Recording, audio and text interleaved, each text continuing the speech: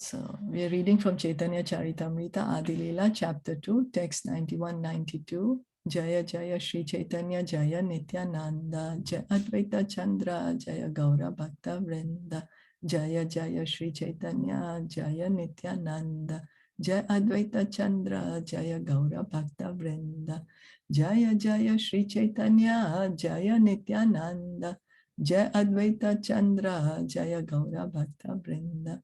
So yesterday we had just begun this verse, which speaks about the 10 topics of Srimad Bhagavatam.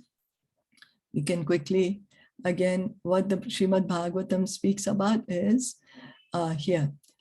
Sarga is the creation, Visarga is the sub-creation by Brahmaji. Then Sthanam, the planetary systems. Poshanam, protection by the Lord. Uttaya is the creative impetus. Manvantara is the change of Manus. Ishanukatha is the going back home, the science of Godhead, going back home. Ishanukatha is actually the science of the Lord, science of the Lord. Nirodha is going back home, back to Godhead. Muktir, liberation. Ashraya, samambonam. Samambonam means all the ultimate protector is the Supreme Lord. So we read the translation. Now we'll read the purport. These verses from Srimad Bhagavatam 2.10, 1-2 list the 10 subject matters dealt with in the text of the Bhagavatam. Of these, the 10th is the substance, and the other 9 are categories derived from the substance. These 10 subjects are listed as follows. So these are the 10 subject matters which are discussed in the Srimad Bhagavatam. 1. Sarga, the creation by Vishnu, the bringing forth of the 5 gross material elements, the 5 objects of sense perception, the 10 senses, the mind, the intelligence, the false ego, and the total material energy or universal form. So Sarga. Sarga means the creation of the material world. Then who does the creation of the material world? Anyone? Brahmaji is doing the creation. That is the sub-creation. Okay. That will be the Visarga. Okay, Visarga is Vishnuji, Lord Krishna. Yeah, the first creation is by Lord Vishnu. He is the one who's, putting the Mahatattva there. He's the one who's creating all the material elements, earth, water, air, fire, ether, the 5 sense objects, everything, the 24 elements. He's the one who creates them. Then second is Visarga, the secondary creation or the work of Brahma in producing the moving and unmoving bodies in the universe, Brahmanda. So how we are just read, we finished in Srimad Bhagavatam, we read how Mahavishnu created the universe. Garbhodaksha is like that. And then Brahma is praying so that he can do the sub-creation. Right? We are in that part that Brahmaji is praying that, Lord, give me mercy so I can do the sub-creation. So that's Visarga. Then Sthana, the maintenance of the universe by the personality of Godhead Vishnu. Vishnu's function is more important and his glory greater than Brahma's and Lord Shiva's. For although Brahma is the creator and Lord Shiva the destroyer, Vishnu is the maintainer. This Lord Vishnu who is entering into each and every atom. The Kshirodakshayi Vishnu enters into every atom of the universe, and that's the reason the planets can be always in their orbits. They are moving around in the orderly manner. The whole universe is being maintained by Lord Vishnu. So that's why he's called, his function is more important. Lord Brahma is doing the secondary creation and Lord Shiva is going to destroy the creation. But the maintenance is done by Lord Vishnu. Then Poshana, special care and protection for devotees by the Lord.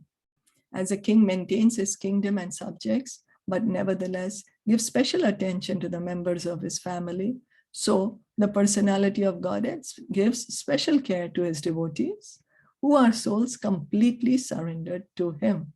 So Poshana is the relationship between the loving reciprocation between the devotee and the Lord. So the example is given that the king, he's maintaining everyone. It's not that the king is saying, I will maintain only my family.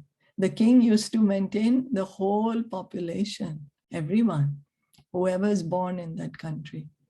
But of course, he will have some special affection to his own family members. So the same way, it's not that Krishna is partial to anyone.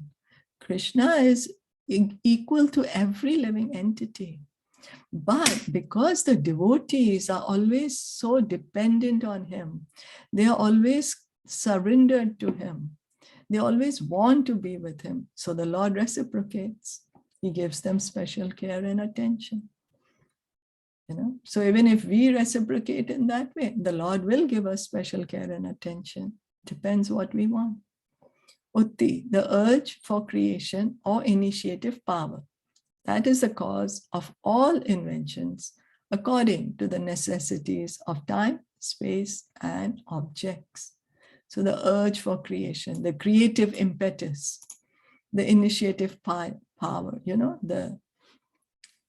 the ability to create. Manvantara, the periods controlled by the Manus who teach regulative principles for living beings who desire to achieve perfection in human life. The rules of Manu, as described in the Manu Samhita, guide the way to such perfection. So in each day of Brahma, how many Manus are there in one day of Brahma? Anyone? 14. I'm sorry? 14 Manus. That's right. 14 Manus are there. And then each day of Brahma. And then Manu, they are the father of mankind. And Manu is the one who gives the laws, Manu Samhita, the laws of how a human being should live. Those are the principles laid down in Manu Samhita. Then Ishanu Katha, scriptural information regarding the personality of Godhead. Ishanu Katha means the Katha of the Ishwar, like that, Ishanu Katha. His incarnations on earth and the activities of his devotees.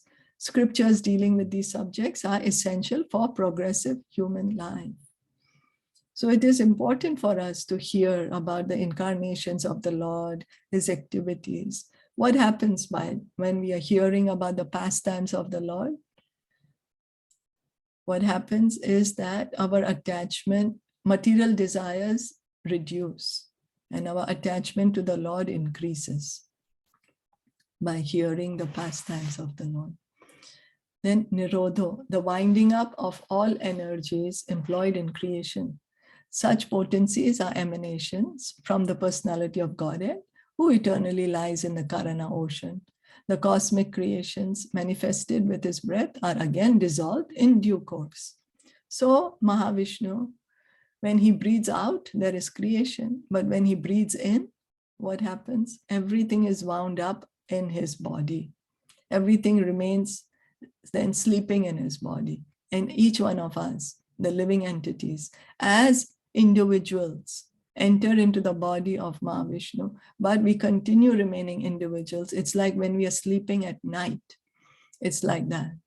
Like this, we are sleeping in our room on the bed, but when the creation is wound up, then we are sleeping inside the body of Mahavishnu. We don't mix with each other.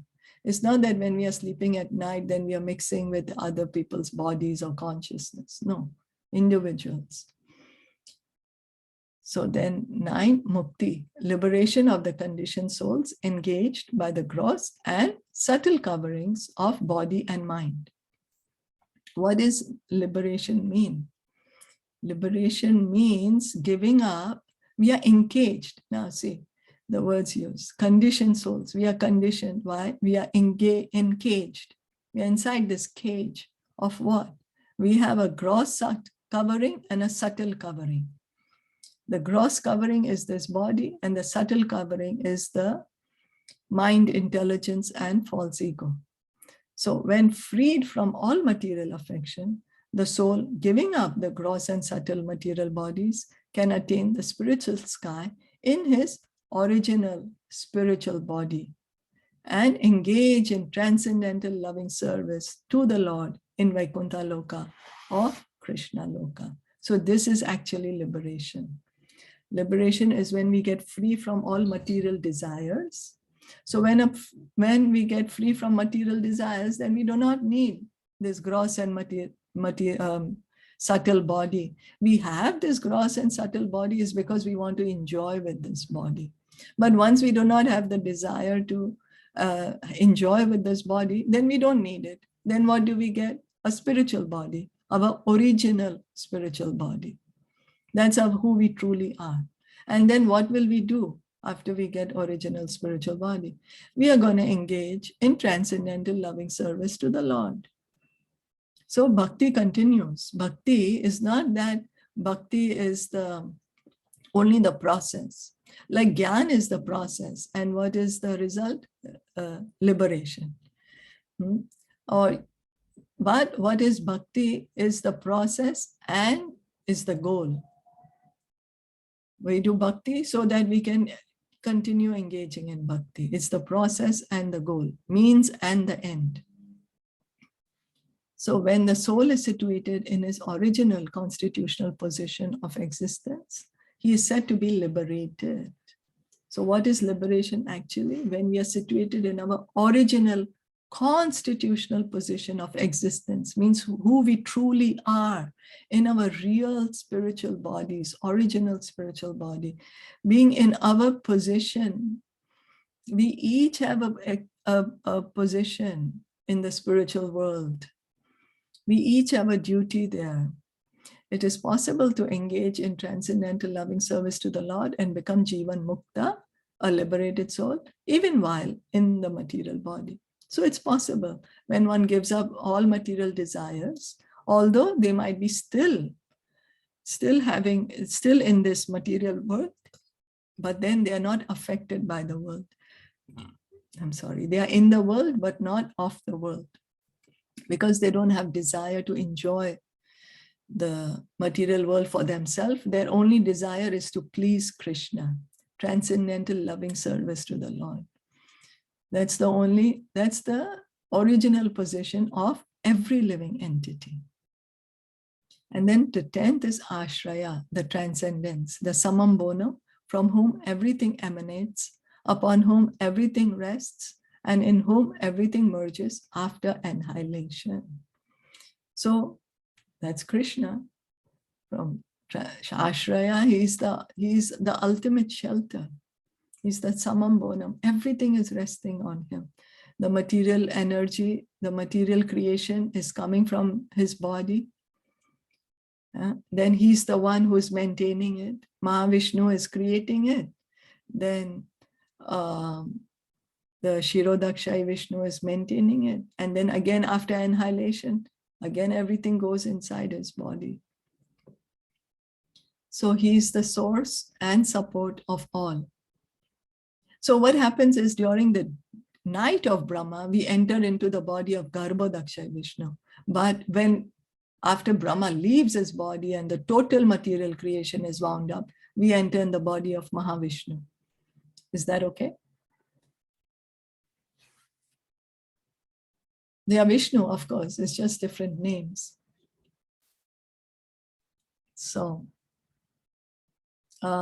he's the source and support of all. The Ashraya is also called the Supreme Brahman, as in the Vedanta Sutra, Athato Brahma Jigyasa Janmadi Asya Yataha. Ashraya, the supreme goal, the Supreme Brahman, he's the ultimate shelter. Srimad Bhagavatam especially describes this Supreme Brahman as the Ashraya. Sri Krishna is this Ashraya, and therefore the greatest necessity of life is to study the science of Krishna. So that is the greatest necessity of life. For us to be able to understand Krishna, he's the ultimate shelter. He's the ultimate shelter of everything and everyone. Srimad Bhagavatam accepts Sri Krishna as the shelter of all manifestations because Lord Krishna, the Supreme Personality of Godhead, is the ultimate source of everything, the supreme goal of all. Two different principles are to be considered herein, namely Ashraya, the object providing shelter, and Ashrita, the dependence requiring shelter. So when there is an object providing shelter, then there is also the dependents who are requiring the shelter, isn't it? If he is our ultimate shelter, then there is somebody who's requiring the shelter, and that is us. The Ashrita exist under the original principle, the Ashraya. The first 9 categories described in the first 9 cantos of Srimad Bhagavatam, from creation to liberation, including the Purusha avatars, the incarnations, the marginal energy or living entities, and the external energy or material world, are all Ashrita. So everything, this material creation, Mahavishnu, Garbhodakshai Vishnu, Shirodakshai Vishnu, everything, all the incarnations, we the living entities, this whole material world, earth, water, air, fire, ether, all the other incarnations of the Lord, they are all Ashrita. The only Ashraya is Krishna. The prayers of Srimad Bhagavatam, however, aim for the Ashraya Tattva, the Supreme Personality of Godhead, Sri Krishna. The great souls, expert in describing Srimad Bhagavatam, have very diligently delineated the other 9 categories, sometimes by direct narrations and sometimes by indirect narrations such as stories. The real purpose of doing is this, to know perfectly the absolute transcendence, Sri Krishna, for the entire creation, both material and spiritual, rests on the body of Sri Krishna. So Krishna is the ultimate object. He is our ultimate shelter. He is the Ashraya. He is the object of our love. And then he is the one who is supporting this material world, the spiritual world, all the living entities. He is the support of all. So we'll stop here for today for Chaitanya Charitamrita. Yeah. Shri Chaitanya Charitamrita ki jai, Shri Prabhupada ki jai, Gaura Premanande, Hari Hari Bol, Hare